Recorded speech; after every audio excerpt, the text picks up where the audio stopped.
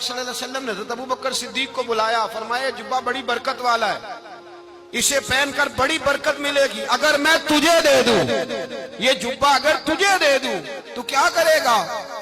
تو حضرت ابو بکر کہنے لگے حضور ساری دنیا میں سچ پھیلا دوں گا۔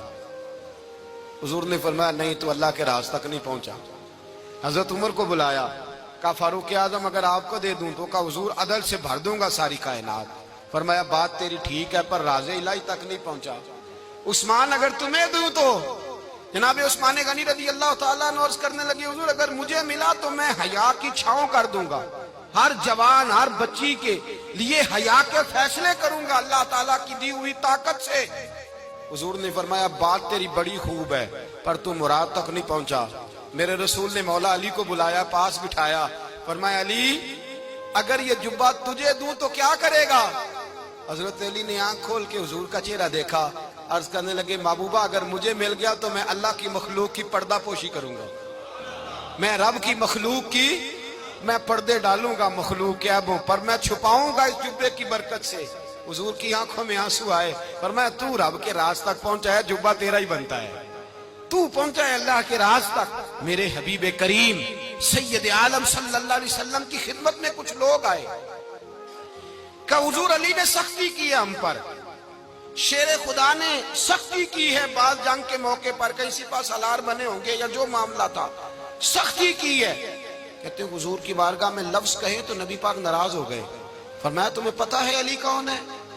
حضور کون ہے؟ فرمایا علی منی وانا من العلی، علی مجھ سے ہے میں علی میں سے ہوں، علی مجھ سے ہے اور میں علی میں سے ہوں، تمہیں اس کا پتہ ہے؟ میرے حبیب پاک سید عالم صلی اللہ علیہ وسلم نے بڑا پیار۔ اب یہاں علی علی کہنے والے ایک تو وہ طبقہ ہے ملنگوں کا جن کا میں نے رونا شروع میں رویا ہے اور ہم روتے ہی رہتے ہیں، اللہ کرے ان لوگوں کا صفایا ہی ہو جائے، آمین تو کہہ دیں۔ اور ایک وہ طبقہ ہے اللہ خیر کرے جو حضرت علی کا نام لیتے ہیں تو باقی تین کو پوچھتے ہی نہیں۔ حضرت علی بیٹھے تھے، حضرت ابو بکر صدیق آ گئے تو دیکھ کے مسکرانے لگے، تو مولا علی شیر خدا کہنے لگے ابو بکر ہنستے کیوں ہو؟ کہا حضور نے فرمایا تھا قیامت کے دن علی جنت کی ٹکٹیں تقسیم کرے گا۔ کہنے لگے لگتا ہے حضور نے تمہیں پوری بات نہیں بتائی۔ تو ابو بکر کہنے لگے پوری بات کیا ہے؟ فرمانے لگے مجھے نبی پاک نے کہا تھا علی جنت کی ٹکٹ اس کو دینا جو ابو بکر سے محبت کرے، اس کو ٹکٹ دینی ہے جو ابو بکر صدیق سے محبت کرے، اس کو ٹکٹ دینا جنت کی۔ ان لوگوں کا پیار، ان کی وفا۔ اور پھر عجیب لوگ چکر ہے، لوگ کہتے ہیں حضرت علی کے حق پہ قبضہ ہو گیا، علی کو اتنا کمزور نہ سمجھو، شیر خدا کو اتنا، اگر حسین ابن علی نہیں قبضہ کرنے دیتے یزید جیسے ظالم کو تو علی المرتضیٰ شیر خدا کے سامنے کو ٹک سکتا ہے؟ حضرت علی شیر خدا مشیر رہے جناب صدیق اکبر کے، وفادار رہے حضرت فاروق اعظم کے، اور پھر حضرت علی رضی اللہ تعالیٰ عنہ محافظ رہے حضرت عثمان غنی کے۔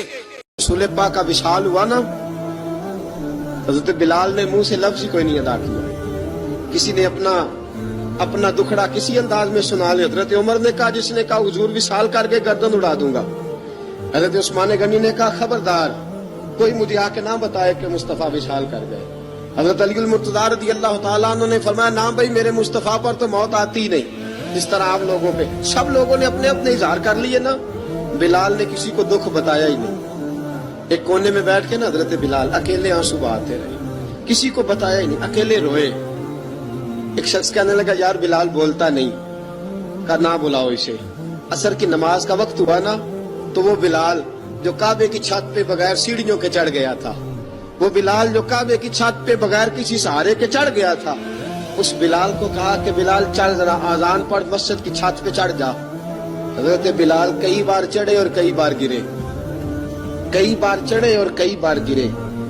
حضرت بلال حبشی رضی اللہ تعالیٰ نے آواز دی، کہا سلمان میری مدد کرنا، میری مدد کرنا، اب مجھ سے چڑھا نہیں جاتا، اب مجھ سے جایا نہیں جاتا۔ جناب سلمان فارسی نے بھی سوال نہیں پوچھا کہ بلال تو بیمار ہے، یہ نہیں پوچھا۔ حضرت بلال کو دو چار صحابہ نے اٹھایا، چھت پہ پہنچایا، بلال نے اذان شروع کی۔ جب کہا اللہ اکبر اللہ اکبر، وہ آواز جس میں بڑا سوز ہوتا تھا، بڑی درد، بڑی بلندی ہوتی تھی، بڑا جوش خروش ہوتا تھا، آج وہ آواز دب گئی۔